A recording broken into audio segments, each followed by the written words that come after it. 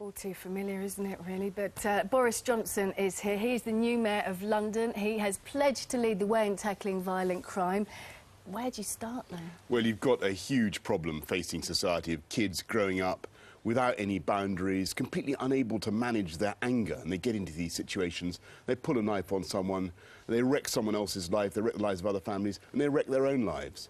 And, of course, you've got to introduce the policing solutions, and that's what we're doing across London with rolling out a programme of estate-led, intelligence-based, you know, not a blitz, but going around... More police presence? Absolutely. More, okay. Lifting the knives, we're using scanners, as we promised in the run-up to the election, and a bit more stop and search, sensitively done. I mean, I think communities want this now. They want those knives taken off the streets. That's still not getting to the root of the problem. I know you said this was your main priority when you came into office, and in doing so you appointed a deputy mayor for youth, who's Ray Lewis, who we've had on the show a number of times, actually an inspirational man, and he actually says we need to ask ourselves why we are where we are in the first place, because this isn't a blowout, this is a slow leak. So why are we in this situation?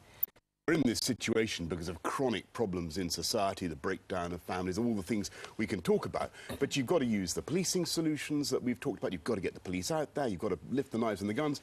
But you've also got to do the kind of things that Ray is so brilliant at, and that is giving kids alternatives to the culture of the knives and the gangs. And if you give them something that's just as exciting as a gang, you know, like football, self-esteem, for instance. Self-esteem, but also the emotional maturity to manage your anger, to grow up. And you get that, for instance, with a boxing club, with a bit of academic stuff bolted on. And that's what we're going to be rolling out across London in the course of the next few years. And Ray is going to be leading that campaign. And you've mentioned New York a lot because the crime figures have gone down a hell of a lot there. You've mentioned zero tolerance. Yeah, and I mean this absolutely sincerely. I think you've got to drive out minor crime if you're going to drive out more serious crime. We tolerate huge incivility, disorder on the buses. We allow kids to act up the whole time. And if they feel they can dominate the top deck of the bus, then they're going to feel they can be king of the walk in the street as well. And I think if we can crack down on so-called minor crime and disorder, we can make a real difference. How do you do that, though? Say on a bus, some youths are mucking around there throwing popcorn at people's heads, and you sit there thinking, shall I stand up and say something, or should I not? But how do you tackle that? It's what's happened to all of us. I think adults have retreated. They don't feel able to exert their authority anymore in public space because, frankly, lots of adults are scared of kids these days. And that's gone wrong. And so on Friday, we're going to begin by giving adults more confidence on buses, by having a doubling of the safer transport teams in London, so that, you know, when you're on a bus, there's going to be someone there in uniform who can give you that extra sense of safety and reassurance. If you do want to tick someone off and say, you know, stop misbehaving, there'll be someone there to back you up. But then if he draws a knife, there's not much point, is there, having someone in uniform, really? It's difficult, isn't it? I mean, you know, listen, no one in this who studied this problem is pretending that there's some messiah-like instant solution. We're dealing with the outcome of big changes in society, massive change in the relationship between young people and adults. And we've got to deal with it. We've got to give these kids boundaries again. We've got to give them a sense of respect. And we've got to give them alternatives to the culture of the gangs which they're growing up.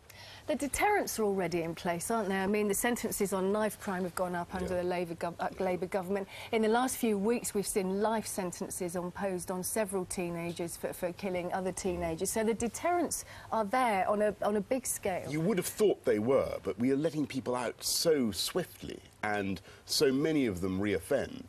And you've got to look at what's happening to young people when they actually get into prison.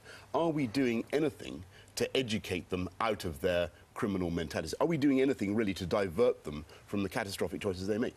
We've got to look at the reoffending rates, and we've got to look at what's happening in our prison system, because at the moment, I'm afraid, I don't think it's working. Would you hug a hoodie?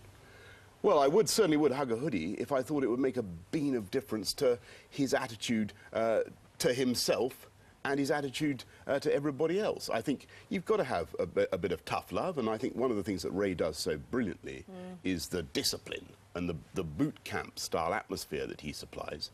But, you know, I'm not ignoring the vital importance of having a strong policing solution. You've got to begin with a strong policing solution, and then you've got to come in with the big grassroots initiatives to tackle the long-term causes. Boris, welcome to Breakfast Television on ITV. It's lovely to see you. Thank you for breakfast, apart from anything else. Did you get breakfast? I did, It's more than we get, isn't it, really? Very brave you know, Boris, we had on earlier a single man who was fostered a teenager who had a very troubled background. And it was so touching because the teenager, Aaron, said that the foster dad had given him the happy side of himself back and given him self-esteem, given him kindness, generosity, which he didn't have before. But it's so important because so often kids are frankly growing up without any kind of male figure to identify with at all. And that's the problem Ray identifies. All right. Makes a difference. Nice to see you. Thanks very much.